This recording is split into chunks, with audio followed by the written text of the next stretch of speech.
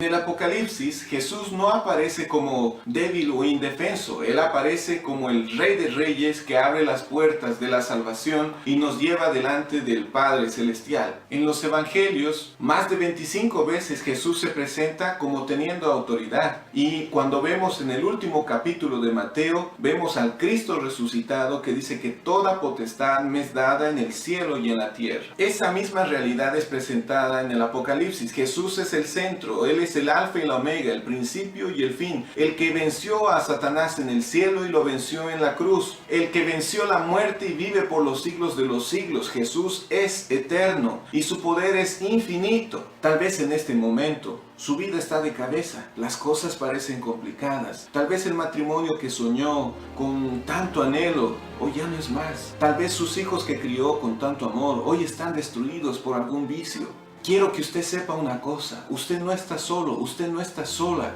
Cristo está a su lado. Él tiene el poder para sanar las heridas de su corazón. Él puede darle un nuevo sentido a su vida. Él le ama mucho. Usted es precioso a los ojos de Dios. El Apocalipsis nos presenta a un Jesús poderoso para darnos la seguridad de que nada ni nadie nos podrá apartar de Dios y de su amor. Confíe en eso. Tal vez usted se pregunta, ¿y ahora qué tengo que hacer? Es necesario entregarse a Jesús y permitirle que Él tome el control de nuestra vida. Todo nuestro futuro está en juego.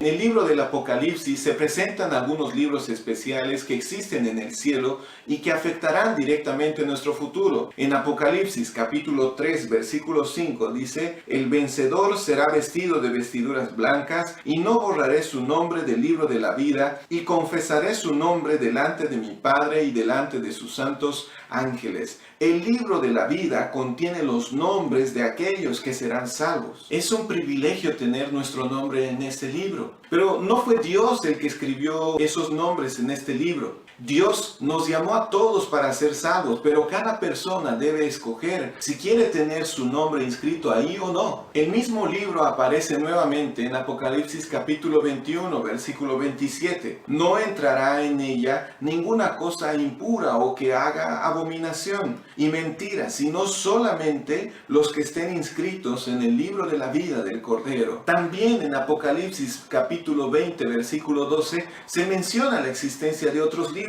Y vi los muertos grandes y pequeños de pie ante Dios. Los libros fueron abiertos y otro libro fue abierto, el cual es el libro de la vida. Y fueron juzgados los muertos por las cosas que estaban escritas en los libros según sus obras. Entienda una cosa, la existencia de estos libros no quiere decir que Dios no condenará a nadie. Hay muchas personas que dicen Dios es amor, es bondad, misericordia. Dios no condena a nadie, así que haga lo que haga, viva como viva, al morir igual iré al cielo. Tremendo engaño. Todos esos libros tienen conexión directa con el juicio de Dios. Aquellos que son salvos tienen sus nombres inscritos en el libro de la vida, y aquellos que rechazaron a Cristo, sus nombres son borrados de ese libro. Según Apocalipsis 5, 6 al 9, solo Jesús es capaz de abrir el libro que estaba en la mano de su Padre. Miré y vi que en medio del trono y de los 4 seres vivientes y en medio de los ancianos que estaban en pie, un cordero como inmolado que tenía 7 cuernos y 7 ojos, los cuales son los 7 espíritus de Dios enviados por toda la tierra. Él vino y tomó el libro de la mano derecha del que estaba sentado en el trono. Cuando hubo tomado el libro, los 4 seres vivientes y los 24 ancianos se postraron delante del Cordero. Todos tenían arpas y copas de oro llenas de incienso, que son las oraciones de los santos. Y cantaban un cántico nuevo diciendo: digno de tomar el libro y de abrir sus sellos eres tú, porque tú fuiste inmolado y con tu sangre nos has redimido para Dios de todo linaje, lengua, pueblo y nación. Solamente Jesús sabe quiénes serán salvos y quienes se perderán. Solamente Él conoce el fondo del corazón y solamente Él sabe quiénes le pertenecen. Deje de luchar solo. Jesús puede limpiar nuestro pecado. La Biblia nos garantiza que si confesamos nuestros pecados, Él es fiel y justo para perdonarnos y limpiarnos de toda maldad. Jesús puede darnos fuerzas para vencer las tentaciones. Su promesa en Judas 24 dice: a aquel que es poderoso para guardaros sin caída y presentaros sin mancha delante de su gloria con gran alegría. Pero si nos alejamos de Jesús, entramos en una zona de peligro. La Biblia nos dice en Hechos 4:12 que en ningún otro hay salvación, porque no hay nombre bajo el cielo dado a los hombres en que podamos ser salvos. En Apocalipsis 5, antes de que Juan viese al Cordero abrir el libro, él lloró porque el ángel le dijo que no había nadie digno de abrir ese libro. Ciertamente, sin Jesús, su presencia, su vida, no tendríamos esperanza de salvación. Y los 24 ancianos que se postraron delante del Cordero nos dan la razón por la cual Él es digno, porque con tu sangre nos has redimido para Dios de todo linaje, lengua, pueblo y nación. En el Apocalipsis, la palabra Cordero aparece 26 veces refiriéndose a Jesús. Cuando Juan el Bautista vio por primera vez a Jesús, dijo en Juan 1:29, «He aquí el Cordero de Dios que quita el pecado del mundo». En el ritual simbólico del santuario del Antiguo Testamento, el Cordero era sacrificado en lugar del pecador y su sangre lo limpiaba de todo pecado. En el Nuevo Testamento, Jesús es la realidad de todos aquellos símbolos. Todo lo que Jesús hizo tenía una gran fuerza motivadora por detrás. En el libro de Apocalipsis, capítulo 1, el versículo 5, dice: «Y de Jesucristo el testigo fiel, el primogénito de los muertos y el soberano de los reyes de la tierra, al que nos ama y nos ha lavado de nuestros pecados con su sangre». Fue amor. Dios es amor en su propia esencia. Jesús amaba tanto al ser humano que vino en carne propia a este mundo. Su amor es tan grande que no escatimó el Señor de enviar a su mismo Hijo. ¿Pero qué significa que Jesús haya venido como un ser humano? Jesús vino a morir en nuestro lugar. La muerte que habíamos ganado por nuestra naturaleza pecaminosa, Jesús la tomó sobre sus hombros. Pablo nos dice en Romanos 6:23 las consecuencias que trae el pecado, porque la paga del pecado es muerte. Quien peca como consecuencia debe morir. Infelizmente, todos los seres humanos somos pecadores y pecamos muchas veces. Pecado significa quebrantar o hasta incluso rechazar los principios que Dios tiene para nuestra vida. No me estoy refiriendo a un tipo específico de pecado. No importa cuál sea el pecado, grandes o pequeñas las consecuencias para las personas que están a su lado. El pecado siempre acaba resultando en la muerte. Pero el versículo de Romanos nos trae esperanza, mas la dádiva de Dios es vida eterna en Cristo Jesús, Señor nuestro. Para que Jesús pudiese salvarnos y tomar nuestro lugar, Jesús no tenía que tener ningún pecado.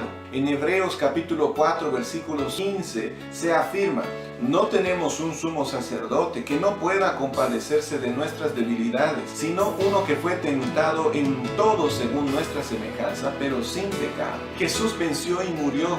Por eso nosotros, incluso derrotados, podemos vivir eternamente. Aquí está su gran plan de amor. El apóstol Pablo, en el libro de 1 Corintios 15:3, nos dice: «Primeramente os he enseñado lo que asimismo recibí, que Cristo murió por nuestros pecados conforme a las Escrituras». Engañados por el gran enemigo de Dios y condenados a la muerte eterna, Jesucristo nos libertó pagando el precio con su propia vida. Recibimos así un grande privilegio de nuestro Señor Jesús en Apocalipsis 1:6, «Y nos hizo reyes y sacerdotes para Dios su Padre. A Él sea gloria e imperio por los siglos de los siglos. Amén».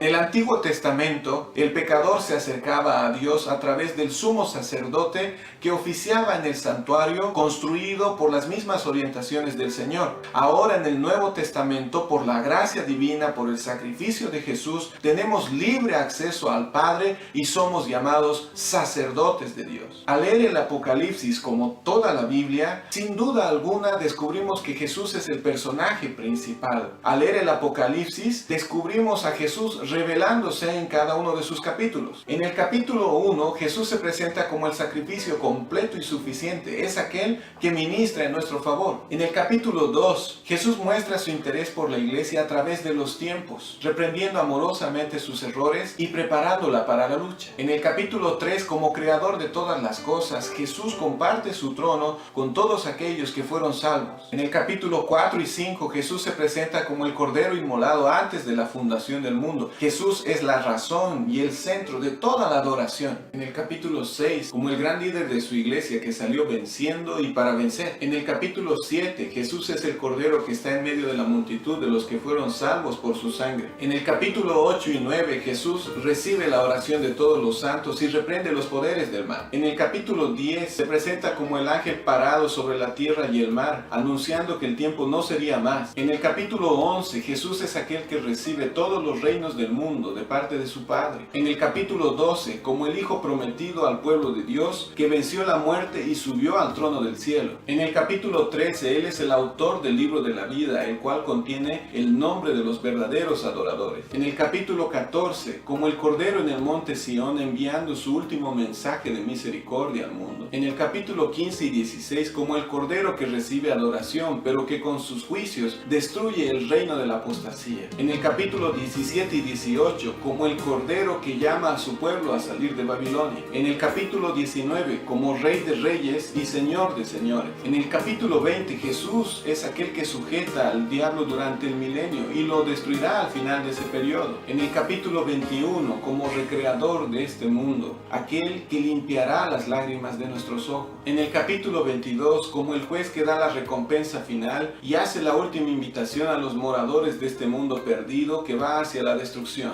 El Antiguo Testamento, en el libro de Isaías, profetizaba que Jesús iba a nacer de una virgen, y en el libro de Miqueas se profetizaba que Jesús iba a nacer en Belén. El Nuevo Testamento confirmó que todas estas profecías fueron cumplidas. Antes que viniera a este mundo, Jesús ya existía junto con el Padre. Él mismo afirmó en el libro de Juan 17:5: Ahora pues, Padre, glorifícame al lado tuyo con aquella gloria que tuve contigo antes que el mundo existiera. Y la muerte de Cristo, en caso de que el ser humano pecase, ya había sido definida antes que el pecado mismo existiese. En su primera carta, el apóstol Pedro, en el capítulo 1, el versículo 18, dice: Pues ya sabéis que fuisteis rescatados de vuestra vana manera de vivir, la cual recibisteis de vuestros padres, no con cosas corruptibles como oro o plata, sino con la sangre preciosa de Cristo, como de un cordero sin mancha y sin contaminación. Él estaba destinado desde antes de la fundación del mundo, pero ha sido manifestado en los últimos tiempos por amor de vosotros. Incluso habiendo muerto, la resurrección de Jesús nos demuestra que Él tiene el poder sobre la vida y la muerte. Eso nos da la certeza y la garantía de la vida eterna. Por eso, puede también salvar perpetuamente a los que por Él se acercan a Dios, viviendo siempre para interceder por ellos. A partir de ahora, su vida puede cambiar de una vez por todas. Solo basta decir: